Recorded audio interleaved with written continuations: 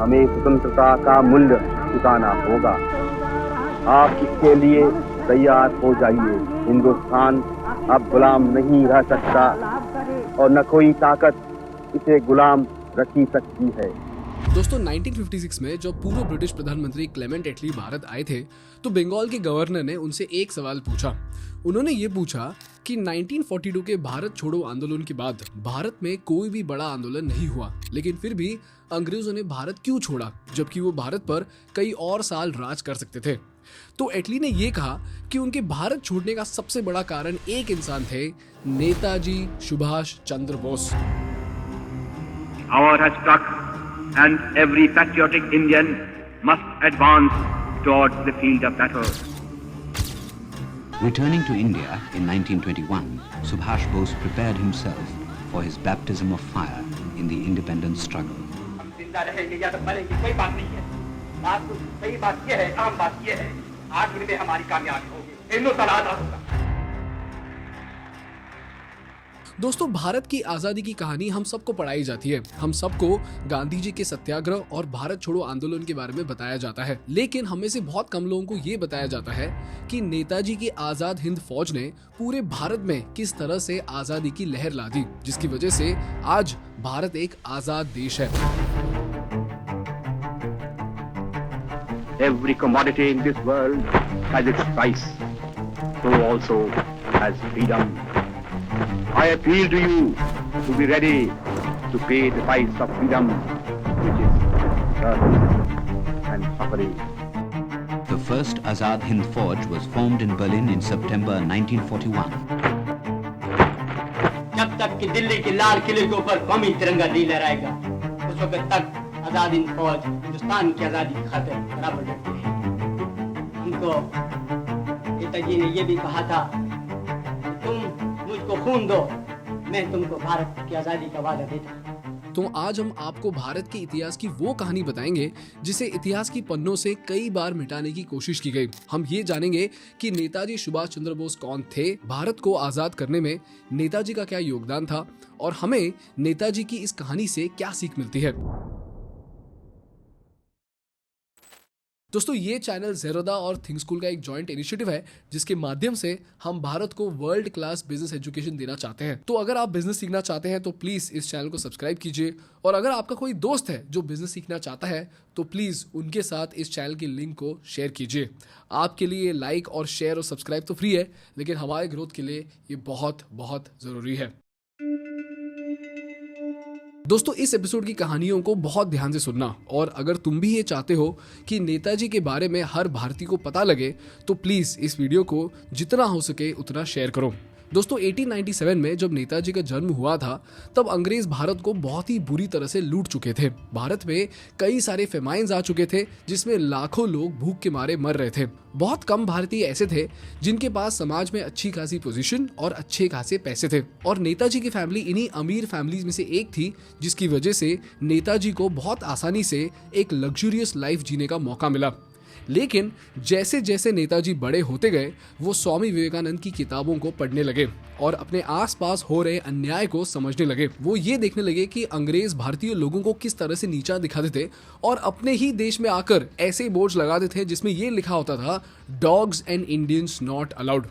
और उस समय अंग्रेजों का इंडिया में इतना ज्यादा खौफ था कि कोई भी इंडियन अंग्रेज के खिलाफ आवाज उठाने के बारे में सोचता भी नहीं था। लेकिन नेताजी कॉलेज से ही इतने बहादुर थे कि जब जब कोई अंग्रेज प्रोफेसर इंडियंस के साथ बुरा बर्ताव करता था, नेताजी उन प्रोफेसर्स के साथ लड़ लेते थे। यहाँ तक कि एक बार नेताजी ने एक अंग्रेज प्रोफेसर को बच्चों से माफी मांगने पर मजबूर कर दिया, और जब प्रोफेसर ने माफी मांगने से मना कर दिया तो नेताजी ने पूरे कॉलेज में हड़ताल कर दी, जिसकी वजह से प्रोफेसर को कॉलेज की इज्जत बचाने के लिए एक इंडियन स्टूडेंट से माफ़ी मांगनी पड़ी। और उस दिन दोस्तों प्रेसिडेंसी कॉलेज और पूरे कलकत्ता को ये पता लग गया कि अंग्रेज़ों के पिंजरे में एक आज़ाद पंछी घुस आया था, और ये बात पूरे देश को पता लगने में ज़्यादा समय नहीं लगा। कॉलेज के बाद नेताजी ब्रिटेन गए और वहां पर उन्होंने ICS यानी इंडियन सिविल सर्विसेज की तैयारी शुरू कर दी। और उस जमाने में ये एग्जाम दुनिया का सबसे कठिन एग्जाम माना जाता था। लेकिन आपको पता है, नेताजी इतने ब्रिलियंट थे कि उन्होंने इस एग्जाम को सिर्फ 6 महीने में पढ़कर पास कर लिया। Brilliant in his studies, Subhash Bose eventually proceeded to England and successfully competed for the Indian Civil Service in 1920. Subhash Chandra Bose, Esquire, ICS. और फिर से एक बार नेताजी के सामने एक अपॉर्चुनिटी थी जिसकी वजह से वो पूरी लाइफ ऐशो आराम के साथ बिता सकते थे। लेकिन आपको पता है नेताजी ने क्या किया? नेताजी ने इस जॉब को लेने से मना कर दिया। तो सवाल ये है कि ICS जैसे इतने टफ एग्जाम को पास करने के बाद भी नेताजी ने जॉब क्यों नहीं लिया? दोस्तों, नेताजी का ये मानना था कि जब भारत में लोग भूख के मारे मर रहे थे, जब भारत माता अंग्रेजों की जकड़ में तड़प रही थी, उस समय अगर नेताजी ऐशो आराम से जीते, ये उनको ठीक नहीं लगा। इसीलिए नेताजी भारत लौट आए और भारत के आजादी की आंदोलन में हाथ बटाने लगे। भारत में आकर नेताजी ने इंडियन नेशनल कांग्रेस ज्वाइन किया और इंडियन नेशनल कांग्रेस में भी नेताजी इतने आउटस्टैंडिंग साबित हुए कि उनके नॉलेज और पर्सनैलिटी की वजह से वो कुछ ही साल में इंडियन नेशनल कांग्रेस के प्रेसिडेंट बन गए। और उस जमाने में ये बहुत बड़ी बात थी क्योंकि गांधी जी ने नेताजी के राइवल डॉक्टर पट्टाभी को एंडोर्स किया था। लेकिन गांधी जी के एंडोर्समेंट के बावजूद भी नेताजी इंडियन नेशनल कांग्रेस के प्रेसिडेंट बने। 51st session of the Congress met on the bank of the river Tapti at Haripura in rural surroundings under the stewardship of Subhash Chandra Bose, the youngest president, in February 1938. After hoisting the national flag, President Subhash Chandra Bose said, Our struggle is no doubt a non-violent struggle. But even a non-violent struggle demands an army, an organization.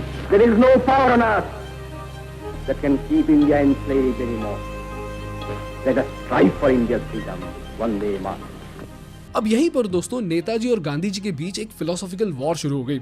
Netaji और गांधी जी दोनों भी एक दूसरे का बहुत सम्मान करते थे, लेकिन वो एक बात पर सहमत नहीं थे। गांधी जी को ये लगता था कि भारत को आजादी दिलाने का तरीका सिर्फ और सिर्फ अहिंसा था, लेकिन नेताजी और सावरकर जी दोनों को भी ये लगता था कि आजादी मांगी नहीं, आजादी छीनी जाती है।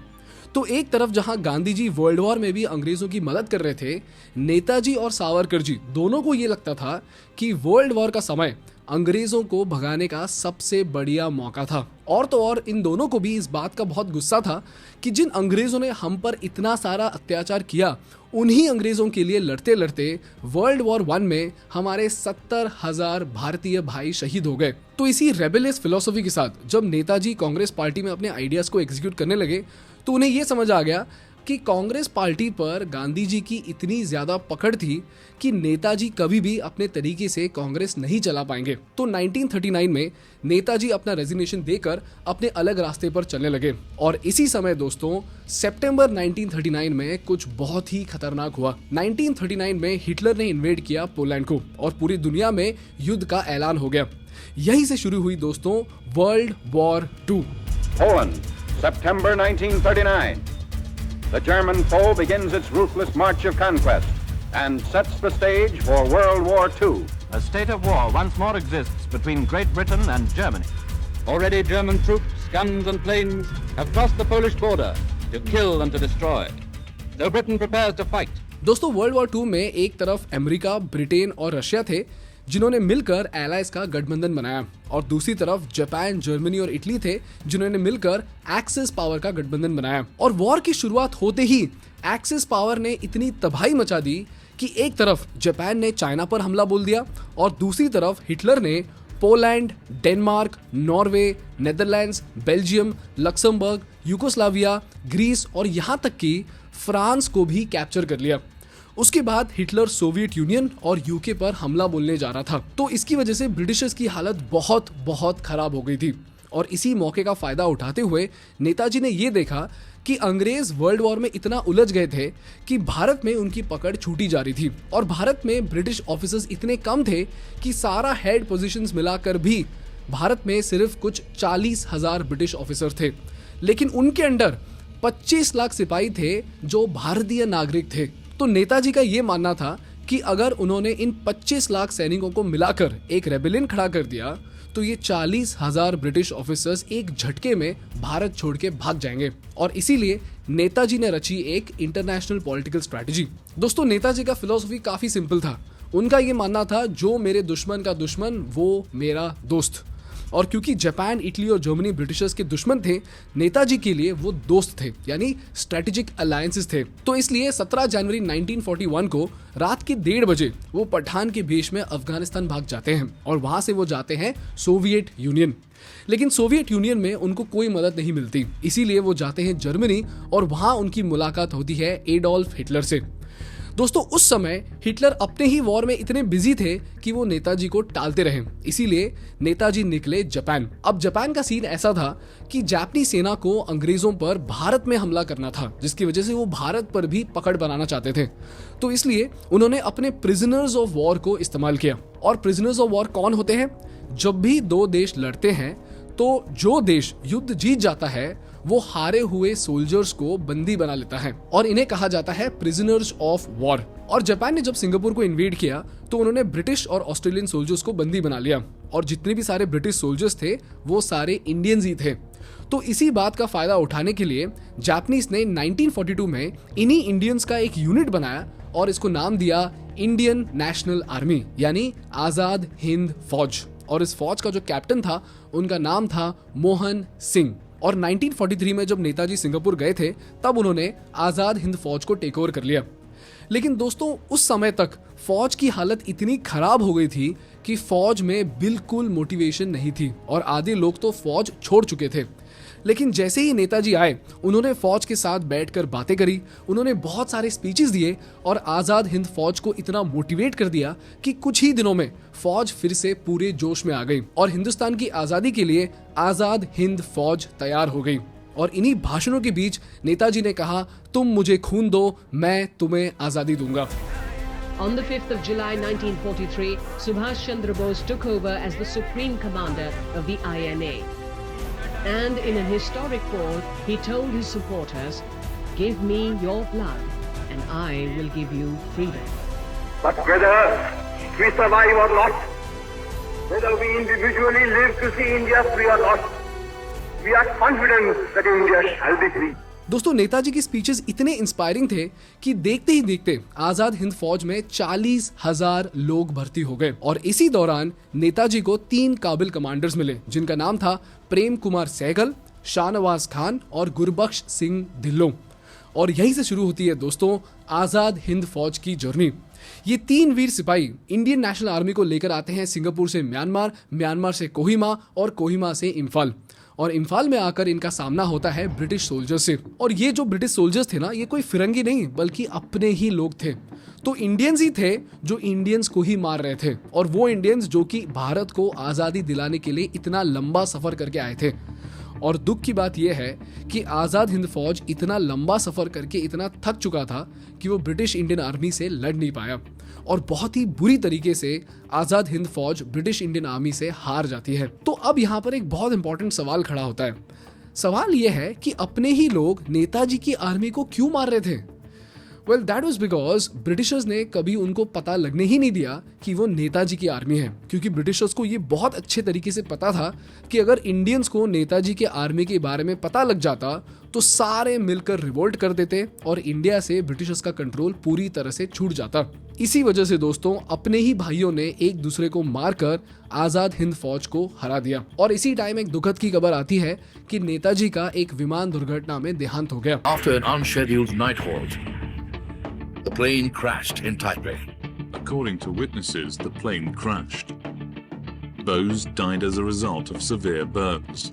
This is what the world was officially told, but the plane crash story is still hotly debated. अब ये सच है कि नहीं ये किसी को नहीं पता था, लेकिन 1945 आते आते एक्सिस पावर्स की हालत इतनी खराब हो गई थी कि जापानीज और जर्मन्स दोनों ने भी वर्ल्ड वॉर 2 में सरेंडर कर दिया। और इसी समय सबको ये भरोसा हो गया था कि वर्ल्ड वॉर 2 के खत्म होते होते भारत की आज़ादी की जंग भी खत्म हो चुकी है। तो सवाल ये है कि इसके बाद भी भारत को आज़ादी कैसे मिली और हम ये क्यों कहते हैं कि नेताजी की वजह से भारत को आज़ादी मिली?